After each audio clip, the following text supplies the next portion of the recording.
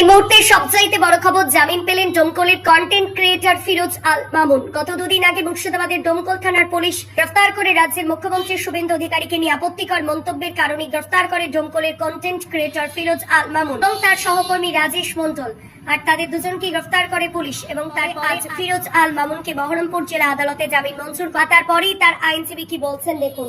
গত 21 তারিখে ডোমকল থানায় একটি সুমত মামলা রুজু হয়, যেটা ডোমকল পিএসকে 615/26 একুশ ফিরোজ আল মামুন তাকে গ্রেপ্তার করা হয় সেই মামলার ভিত্তিতে, এবং 22/6/2026 তারিখে ফিরোজ আল মামুনকে লানের সিজন কোর্টে প্রোডাকশন করা হয় এবং সেখানে পুলিশ থেকে 5 দিনের রিমান্ড প্রেয়ার করা হয়।